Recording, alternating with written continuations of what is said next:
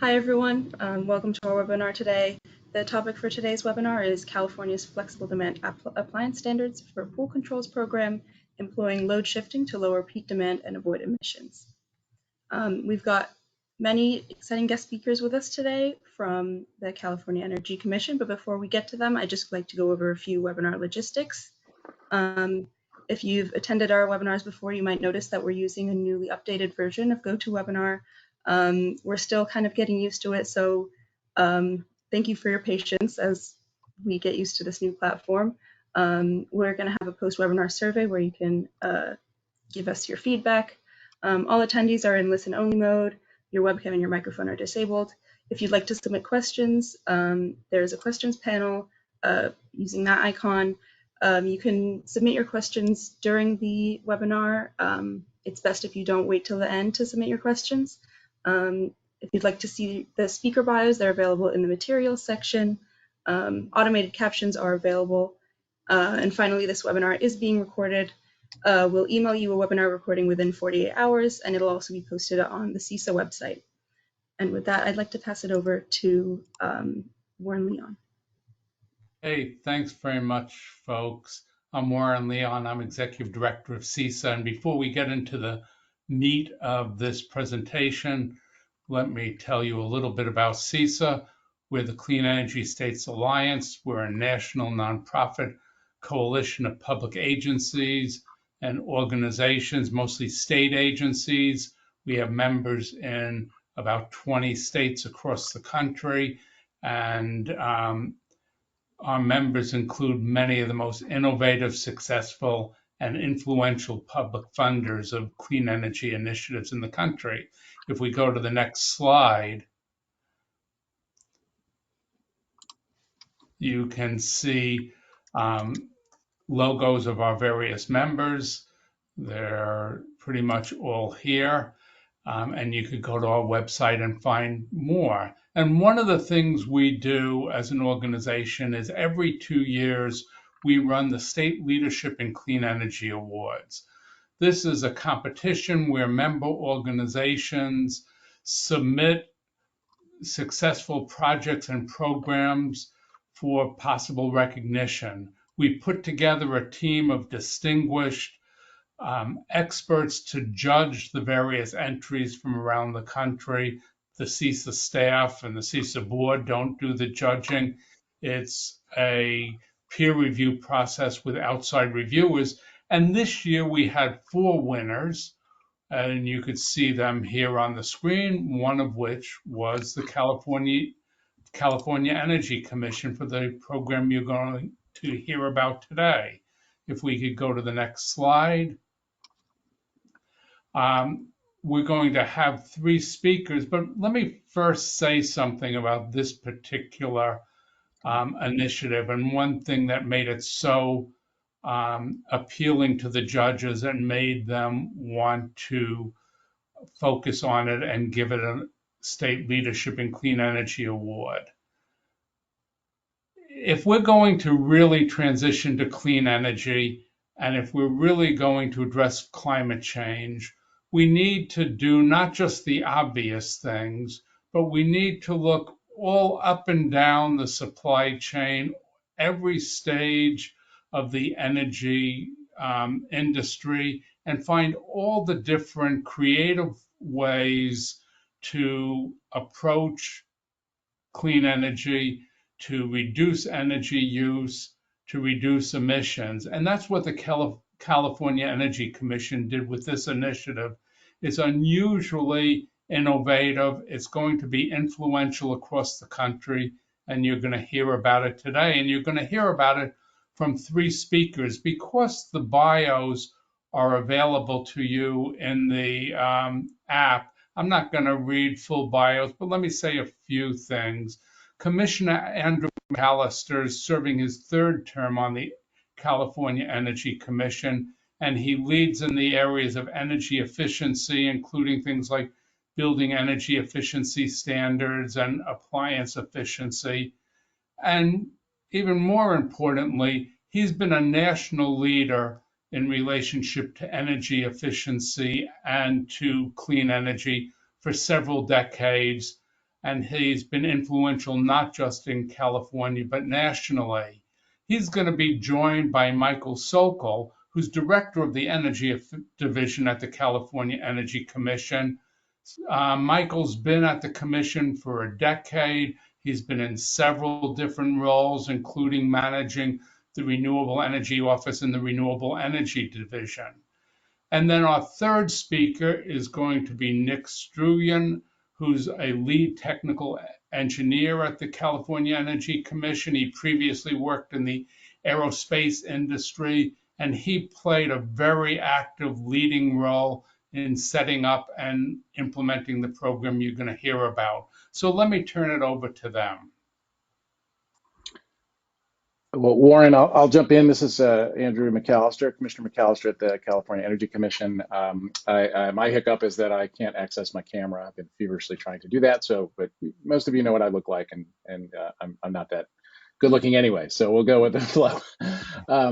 I really the heavy lifting and the content really I will really leave that to most appropriately to Mike and to Nick, who have led this effort, together with a team of staff at the Energy Commission and with lots of stakeholder help to implement legislation that was passed to give us new authority just a few years ago, flexible demand appliance standards, and it's part of an ecosystem.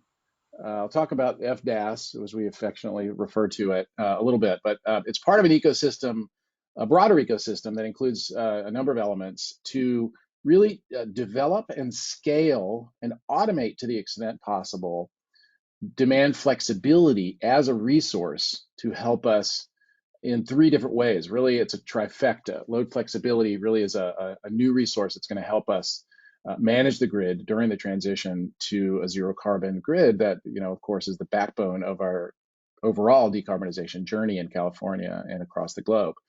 The trifecta really is load flexibility is going to help us manage cost, which is a big deal. Affordability is sort of rearing its head in a number of different ways across the country and across the world in the transition. We're kind of in this inconvenient middle area where we have old resources and we're building new resources, and those costs are kind of converging, and we need a way to manage those investments and making better use of the grid that we have, improving load factors and moving load around to accommodate the resources that we have available at any given time.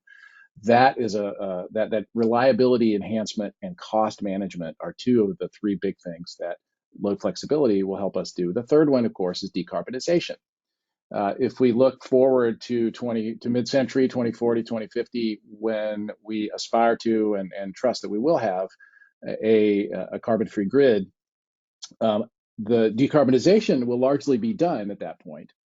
And cost management and reliability enhancement are the two main roles of load flexibility at that point. And between here and there, between now and then, energy efficiency and load flexibility are two key activities, two key resources that are going to make all the rest of our problems smaller. And so really the energy efficiency and load flexibility, and there are two sides of that same coin of doing better, making sure that with our loads, making sure that all of our new loads, electrification of transportation and buildings, that all of those are good citizens of the grid, that they play nicely in the sandbox with all the loads, the billions of loads that are connected to the single grid that we have in the Western U.S. in our case. So all this is to say, load flexibility is a really important resource, and the flexible demand appliance standards are one element of that, making sure that each device, when it's connected to the grid, is interoperable. It's plug and play, can listen to the grid and modulate its use of energy as needed according to grid conditions or carbon content or price. Another element of this is load management standards, and just high level, those are load management standards are an authority that we've had since the beginning of the Energy Commission, since the 70s, and we're using that authority to create a platform for sort of prices to devices. So the price server, where all the rates sit out in the cloud, is now available, and it's app compatible, it's API compatible, so you can automate around it.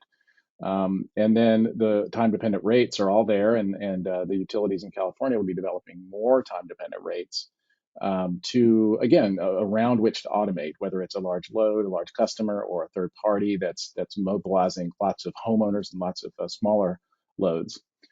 So among a number of other initiatives that we're making at the Energy Commission, it all adds up to an automated system that is like largely behind the curtain, that's largely not noticeable to customers, that helps them save money and helps them their loads contribute their energy consumption optimize around the grid, modulate according to the needs of the grid and their own economic benefit. So that we're really proud of the FDAS initiatives overall. The first one out of the gate that we were able to get across the finish line, as you'll hear, and really I think the enlightened team that we have and just the reception that we got at CISA in recognition of this new activity, I think is really gratifying, and kind of a confirmation that we're on the right track, but also helping socialize these ideas. We're in the digital age.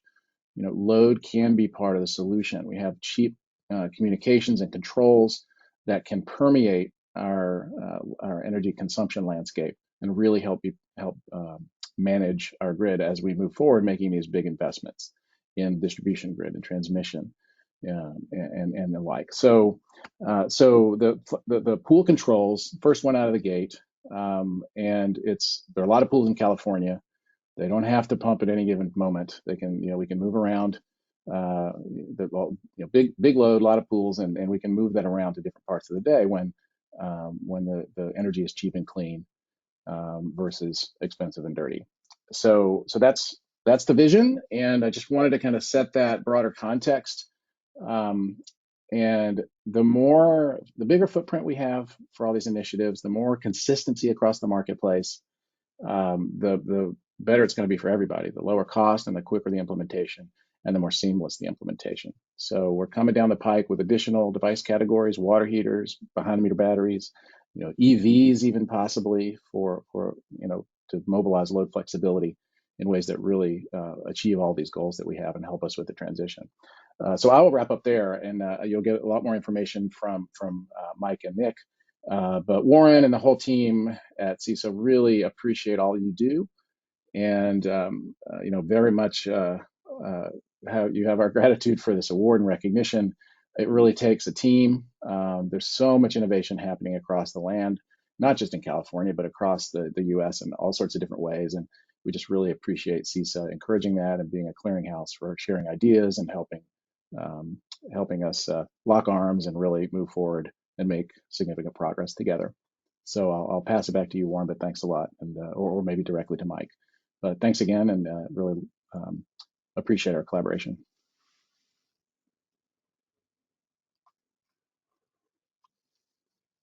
Thank you, Commissioner McAllister, and I'll go ahead and jump in there to introduce myself. My name is Michael Sokol. I'm the Director of the Efficiency Division at the California Energy Commission. You'll see a brief agenda here that kind of highlights what we're going to cover within this webinar, both with myself, with Nick Struven, and of course the many other representatives from the CEC's program and load flexibility efforts that have contributed. If you can please shift forward a couple of slides and then go forward one more, and I will provide a little bit of background and context, adding additional detail to the high-level overview Commissioner gave, which I think paints the picture of the importance that load flexibility plays in the policy landscape here in California. This is just a little bit of background about the bill which enabled us at the CEC to pursue these flexible demand appliance standards by Nancy Skinner back in 2019, and really sets an important framework for us to consider as we look at a whole suite of standards, which I'll describe in more detail. But importantly, that they're cost effective for consumers up front. So as we work with the California load serving entities, public utilities, other regulatory agencies across the state, and consumers, of course, at large, we have sort of these guiding principles to help frame how we consider standards. The cool thing about the cost effectiveness evaluation is it provides for somewhat of a different approach compared to a lot of our typical appliance efficiency standards work, where we can look at the value of GHG reductions as part of the cost effectiveness. And we can also look at grid reliability contributions. Now, we haven't had to go super deep into that yet, but we are standing up a framework. The good news is the early standards we've identified have a clear bill savings to consumers right out of the gate and are really designed to support that consumer interest front and center, making sure that there is consumer consent reflected within the standard design. And we'll hear more about sort of the pool controls approach, but this is something we're grappling across a range of technologies as we look at this. So this bill, SB 49, requires us to establish standards that facilitate deployment of flexible demand technologies for appliances. And this supports the existing appliance efficiency standards that we have, and also some load management standards, which Commissioner talked about. But it is a really critically important piece to building out this load flexibility ecosystem in California that's going to support us achieving our 100% clean energy goals at the lowest cost, and complements some of the existing regulatory pieces that are there with load management technologies and demand response programs, but also sets the groundwork for some new programs and new services to be provided by third parties. And of course, the guiding light is really GHG reduction as sort of the first cut, but it supports reliability across the state, and it supports customer bill savings, which is so important in this time of increasing energy bills and affordability broadly across the economy. Shift to the next slide, please. And really, this bill reflected a lot of foresight from Senator Nancy Skinner. It identified that there are climate needs and there are certainly consumer affordability needs that can be addressed within homes and within buildings if we were able to introduce some of these load flexibility and automation standards into appliances. To provide a quote from Senator Skinner, she said, Senate Bill 49 will bring California's electrical grid into the 21st century and allow us to use our clean, renewable power more effectively. As we look at within California a growing renewable portfolio and zero carbon resources, where we're north of 60% at this point, and approaching 100%, this is going to be a really important tool for minimizing the negative impacts and containing bills and supporting all those other policy priorities that Commissioner mentioned. SB 49 really is right at the center of the intersection of climate and a win for consumers. So I think what you'll hear with this pool controls is just the first step in a much bigger realm that we're going down here. And it's also one aspect of a broader ecosystem we're building out here in California. Now, this is somewhat of a complicated graphic here, but it's intended to illustrate what you heard Commissioner McAllister describe. The flexible demand appliance standards are looking at individual technology and appliance level standards that support the ability to receive a communication signal, schedule the time of operations, and shift load ultimately within the day. But that's only one part of the puzzle. As we look at the ecosystem we're building, really is dependent upon the CEC's load management standards, which support utilities and load serving entities providing real-time rate information or time-dependent rate information to a central database, which we call our MIDAS database. That is our Market-Informed Demand Automation Server, or MIDAS. This MIDAS database exists today. It does also bring in signals for flex alerts, and as well as the rate information from utilities and load-serving entities and greenhouse gas emissions signals, makes them available on the CEC's website in a machine-readable format. So this is sort of the backbone of the load flexibility ecosystem we're building out in California. Then from that database, it makes that information available both to automation service providers or providers who offer these services to support customer load shift throughout the day while saving them money, or in some cases directly to appliances or buildings. And this is all taking shape sort of as we move forward, where the load management standards for these load serving entities are working through an implementation cycle right now. This MIDAS database exists today, and there's other layers that are going to be added on. And with the pool control standard, it's the first standard that's going to be able to take advantage of some of this evolution and some of this data.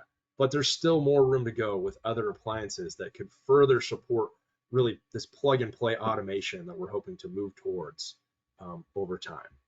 Of course, this requires extensive coordination with the utilities and the service providers themselves, as well as reflecting the needs of customers within buildings. So we're learning a lot as we go, and certainly look forward to working with the group here as we identify a suite of additional standards we might pursue. You can shift to the next slide, please. So the pool control standard is really just the first technology that we adopted late last year, and you'll hear more specifics about this pool control standard from Nick Struven in just a moment. But really, this is one of many that we've identified and have started to evaluate. You'll see a breakdown of 3 proposed phases here of standards, which include these, 7 different technologies. There's a much longer list of ideas that we've taken a look at. Certainly, this list will grow and evolve over time. But based on our early analysis, based on some preliminary stakeholder planning discussions, we've identified this list here. So we've adopted pool controls, and we are in the thick of looking at a standard for electric storage water heaters that's hopefully not too far off here, on the order of months, ideally.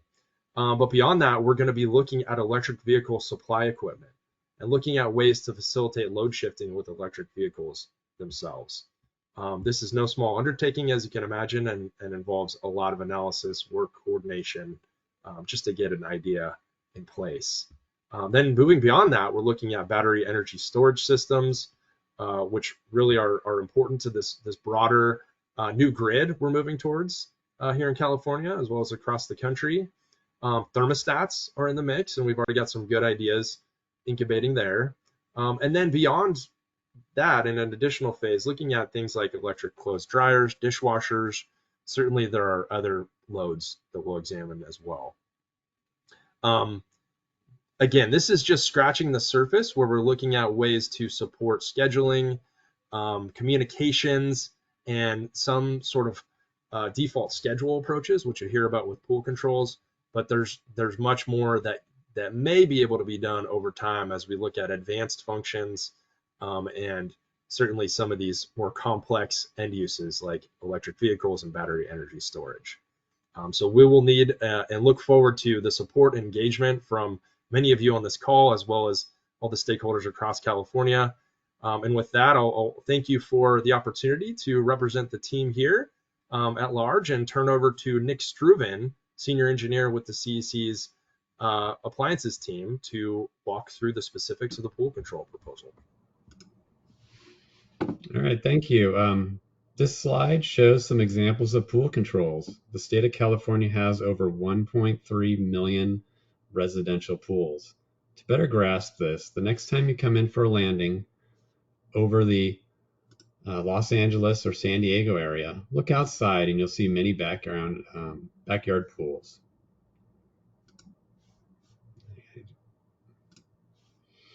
Pool water needs to be circulated, filtered, chlorinated, and heated every day to be enjoyed. These functions consume large amounts of electricity. The scope of the regulation is residential pool controls and includes devices that control the basic operations of the pool's electric components. Pool controls handle the scheduling and operation of the pool filter pump, the pressure cleaner booster pump, the pool heater, the pool chlorinator, and other pool features like lights and fountains.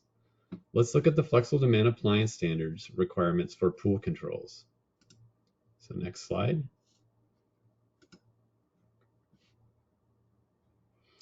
The CEC adopted Flexible Demand Appliance Standards staff proposal for pool controls at the Commission's business meeting conducted on October 18 of 2023. Some of the design requirements we'd like to highlight today are an optimized default schedule. The specified default schedule shifts pool operations to a time of day when renewable electricity is plentiful and when prices are typically off-peak. The standard requires connectivity. This facilitates the receipt of signals to automatically respond to a flex alert when there's an anticipated shortage of energy or participate in a third-party load shifting program. The consumer must first opt in to enable this functionality. The standard requires consumer consent protections. This ensures the flexible demand appliances obtain consent from the end user prior to the collection of consumer data.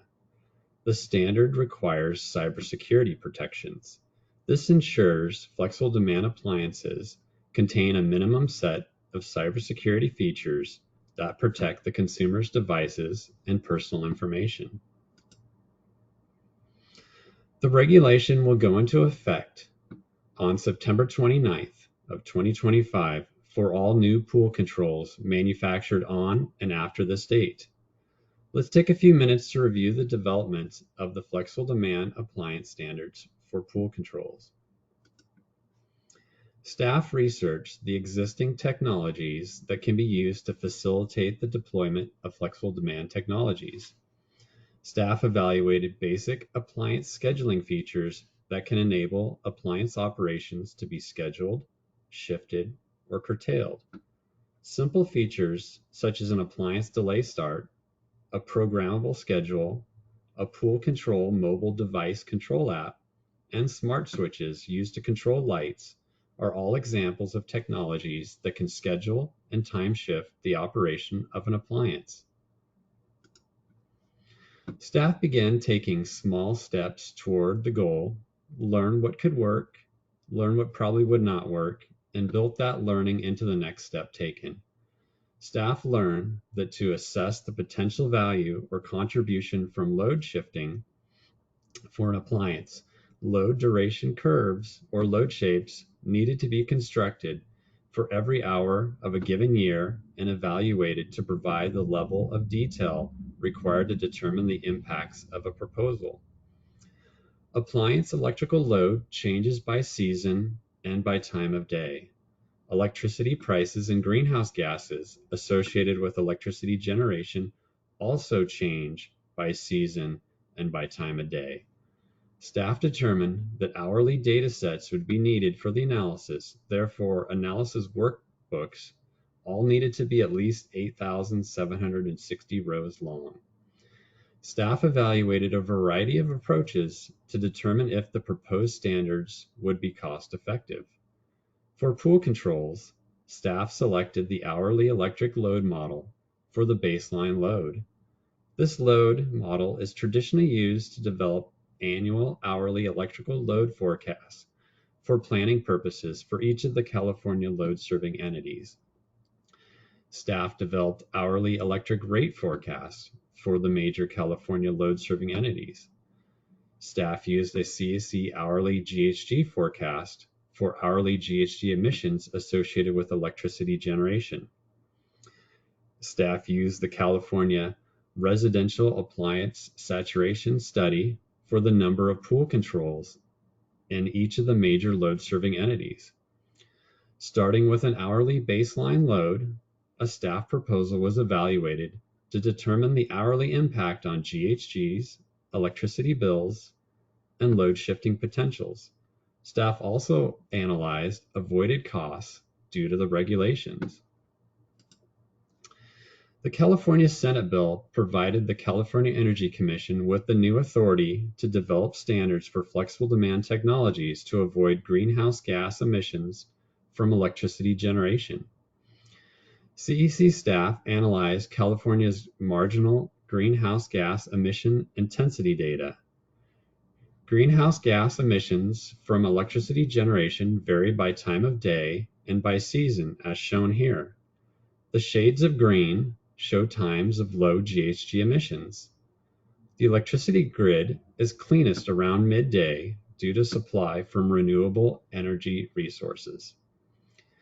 Shifting the load from periods of high GHG emissions to low GHG emissions will support decarbonization of buildings and the energy sector while benefiting electricity ratepayers and the public.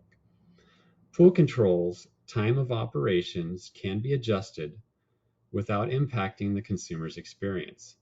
Staff determined that a default schedule could help guide pool owners and maintenance personnel to the best time to run their pool equipment. By aligning the use of their pool equipment to the availability of low or zero carbon resources, they will help the environment and save money. This figure illustrates how the pool's electrical load is shifted from the late night and early morning to the middle of the day. Values indicated in this figure represent about 370,000 pool controls in the California Pacific Gas and Electricity Territory for the year 2033. The blue line is the baseline electrical load for pool controls in the California Pacific Gas and Electricity Territory. This is what pool control electrical load is like without flexible demand regulations. The data shows pool controls are operating at all times of the day. The green line shows time of use pricing increase in electricity utility rate from 4 to 9 p.m. The flexible demand regulations for pool controls require a default schedule to ensure the essential pool operations start at 9 a.m. and are completed by 3 p.m. This strategy avoids significant GHG emissions because it aligns the pool control's electrical load with hours of renewable electricity generation. The strategy also returns consumer savings because of a lower time of use rates are often found in the middle of the day on average. Data availability, clarity around the staff proposal, and friendly collaboration with the Pool and Hot Tub Alliance contributed to pool controls being the first appliance to start the flexible demand appliance standards rulemaking process. Once the staff proposal for pool controls had been accepted after several internal presentations, internal reviews, and all the work had been documented in a staff report, it was time to present the work and analysis to stakeholders outside the CEC. Staff presented the report containing the proposed regulatory language and analysis during a pre-rulemaking workshop. Staff collected constructive feedback from stakeholders in the form of oral and written comments. Staff iterated to improve the proposal. Staff repeated the sharing and feedback process with stakeholders a couple more times, eventually settling on a proposal that was able to move forward to the California Office of Administrative Law. Manufacturers are developing compliant products now that will need to be certified to the CEC Flexible Appliance Database. Staff are closely monitoring the process and will be providing education and outreach as required. Staff are also ready to respond if regulatory updates are necessary to correct any problems. Let's look at the benefits of the regulations to Californians next. The California pool control standards could avoid about 33,000 metric tons of CO2 equivalent in the first year. The regulation in the 10th year could avoid about 394,000 metric tons of CO2 equivalent. Assuming a single mature tree may take in about 50 pounds of carbon dioxide per year, the proposed regulation is about equal to the amount of carbon dioxide absorbed by 17 million mature trees. The avoided emissions due to the regulation is also roughly equivalent to the avoiding the average annual emissions of 85,000 internal combustion engine passenger vehicles. In the 10th year, after the effective date of the standard, the avoided GHG emissions directly attributed to the pool control standard is estimated to be more than 0.5% of the total statewide GHG emissions. Staff estimates a total energy load shift potential of more than 64 gigawatt hours in the first year of the appliance standard and more than 682 gigawatt hours in the 10th year of the appliance standard for the state of California. The load shift potential for pool controls could change the need to import electricity during 4 to 9 p.m., or reduce the need to run a fossil fuel power plant, many of which are often located in disadvantaged and low-income communities. This slide is an example of what a default schedule could look like for a single pool with a variable speed pool pump. The essential pool operations start at 9 a.m. and are completed by 3 p.m. During the electricity grid peak hours, the essential operations have automatically been shifted, and consumers still have the capability to override the default schedule to meet their specific pool needs. Most pool owners are not aware of what time of the day their pool controls are operating. Default schedules for appliances like pool controls typically will not affect end user comfort and yet saves money and avoids GHGs. Other appliances in the queue for flexible demand appliance standards do have end user time impacts, such as low voltage thermostats, dishwashers, and electric clothes dryers. The regulation also has the potential to improve grid reliability and reduce the need for new short-duration electricity-generating power plants, sometimes called peaker plants. This slide is an example of how a connected device can respond to a flex alert when there is an anticipated shortage of energy supply. If the pool equipment is running when the alert is called, the device will pause operation for the duration of the alert. If enough pool controls pause their operations, this could result in avoiding the startup of a peaker plant. The default schedule alone is estimated to save around $100 per year. The consumer receives a full return on the investment within 1 year of operation. Consumers on a time of use rate would save an estimated $1,131 over the typical 10-year life of the pool control. Thank you for listening. The CEC Flexible Demand Appliance Standards are only a quick Google search away. Staff contact information, links to the Senate bill, and the dockets with all of the files are located here on the CEC webpage shown. Thank you. Hey, thanks very much, Nick, and thanks to your colleagues, Michael and Commissioner McAllister. We have some questions we want to ask you folks, and you can decide who to answer each of them. The first question has to do with how you chose to start with pool controls. It's, from the presentation, it's clear that this really makes sense. It's a good thing to do, but you were faced with choosing from among a range of different appliances when it came to flexible appliance standards. Why did you start with pool controls? Yeah, I'm happy to take that one. And then Nick, certainly, you've been involved throughout. Really good question. And as I showed sort of the summary of those that are on deck, right? We started off by doing a brainstorm and some outreach and getting input from the public on what potential opportunities could look like. And then the team with Nick's involvement and others did a detailed analysis of the potential, starting with the impact potential in terms of load shiftability, the sort of commercial readiness. And so there's a whole evaluation of what does the state of technology look like for any given appliance, and are there devices that already exist that perform some of these functions? And then, of course, there's a lot more that goes beyond that of, okay, what would a potential role even look like for any one of these appliances? So based on that detailed analysis, internal discussions, and considerations that this first standard establishes pool controls, but also introduces this entire load flexible demand appliance standard framework into our regulation, we landed on pool controls because there was sort of a clear path to a default schedule that was viable. The impact is there, and it sets the stage, where some of the other standards on the list are going to be a bit more complicated to work through the details of what that proposed rule will look like. No, that makes good sense. When you were Warren, developing this, well, oh, this sorry. is Commissioner McAllister. Sorry, since Oh, I'm not sorry. on video, a little out of sight, out of mind.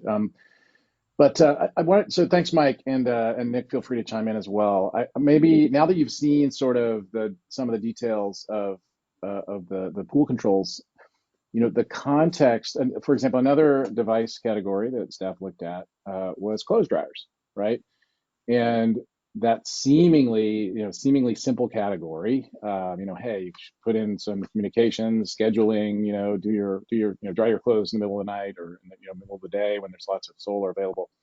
Um, it turned out not to be so simple, because there's a whole category, there's a whole slice of that marketplace that's relatively low cost and doesn't have any electronics. That's completely electromechanical.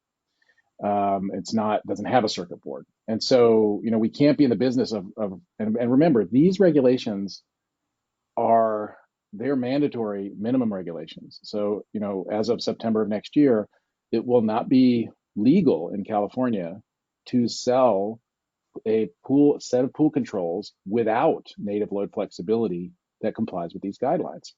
So this is a minimum mandatory standard environment that Nancy Skinner has put in place for us with SB 49.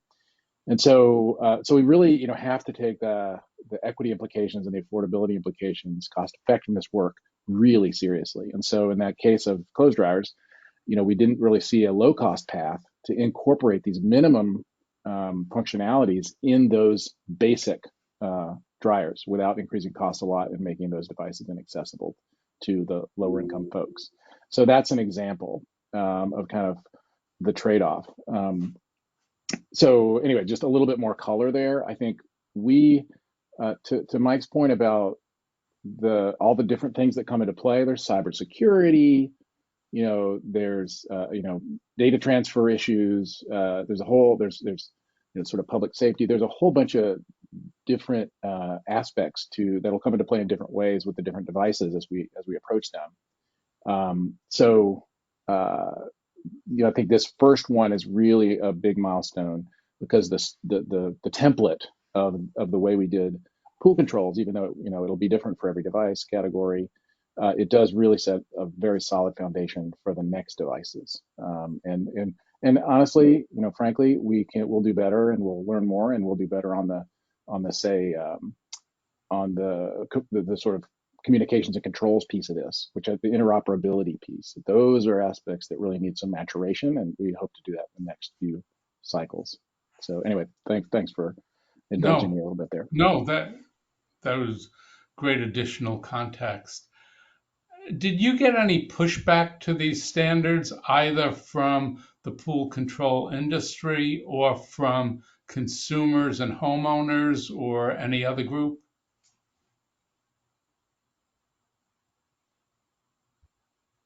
Commissioner, happy to give you the first right of refusal if you want to take that one, or I think Nick might be the best positioned working through the details. Yeah, go for it, Nick. I'm gonna let you guys take the lead now. Sorry. Thanks a lot.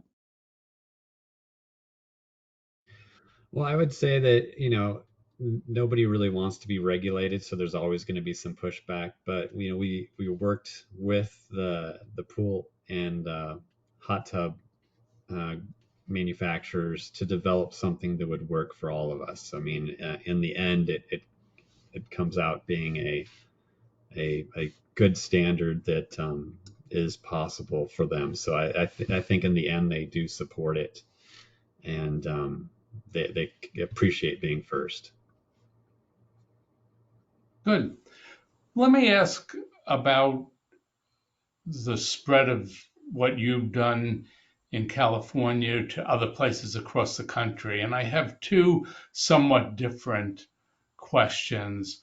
One is that, oftentimes California has been in the lead in terms of technology innovation. And because you're such a big market, sometimes what you do in California just automatically starts spreading to other places. So the first of my two questions, and I want to ask both of them before you respond, is do you see this as a case where the pool control manufacturers will implement this technology and they'll automatically start selling it elsewhere without policymakers in other states having to put regulations in those states?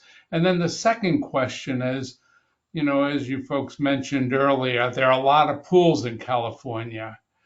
There aren't so many pools in most other states. Do you have any sense as to how big a market and how many pools a state would need to have it be worth their while going down the same path and implement a similar pool control program in their state?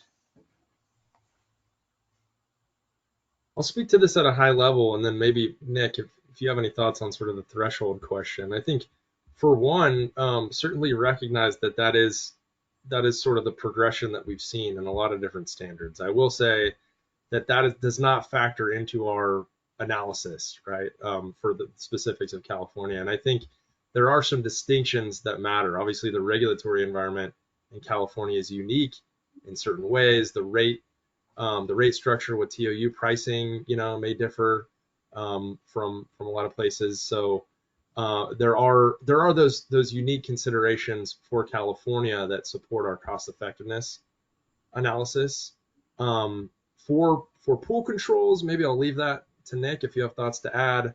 But more broadly, with flexible demand appliance standards, I think we are expecting there's going to be some national implications. And I think in certain areas, we're not even the first mover. Like when we look at water heaters, for example, there has been some action across the Northwest and that we're looking to leverage and build upon.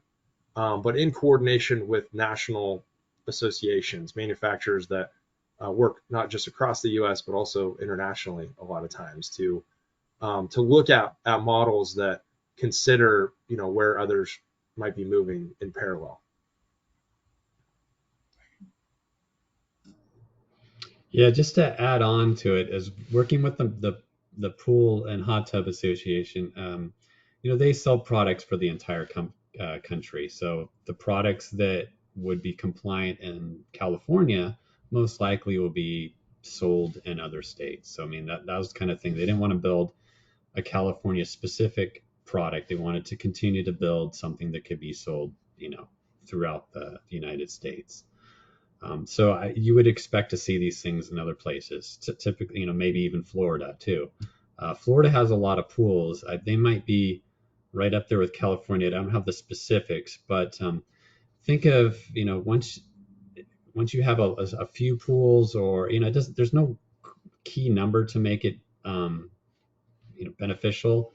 You're going to have a lot of these the pools contributing, and it all adds up to a load shift potential. So if you have a smaller state, maybe there's smaller amount of pools, it still can be used as a tool. So think of it as it's a resource that you're building to have when you need to call on it and to support your grid. It's just going to be one component, one of the tools in your toolbox that you can use to manage your grid. So that's it for that. Thanks. No, thank you. Let me ask several related questions that came in from folks on the call. First, what cybersecurity protections are in place for pool pumps? Do the MIDAS signals take into account circuit level conditions and congestion? And then, not on cybersecurity, but on communication, what protocols are used for communications? How often do you expect events to be called? I'll have to pull up another document to get all those specific details. But I mean, Mike, you can start while I pull it up, but we might run over time if we hit all those. Yeah, let me take just a first cut, and Nick, you can probably handle the cybersecurity detailed questions better. But in terms of MIDAS today, so the beauty of MIDAS is it just pulls in the rates that exist today, which are largely the time of use pricing regimes across the state of California, and some signals that exist already today. So, but another aspect of our load management standards is that the state's largest utilities are going to develop rates that consider both a time-dependent aspect, hourly or sub-hourly, and a high-level locational dependent considerations as well. So some of that will come into play in terms of what that looks like. Those rates have yet to be developed, so we'll see how it comes together, and then ultimately they will be pulled into the Midas platform for more of that real-time interaction.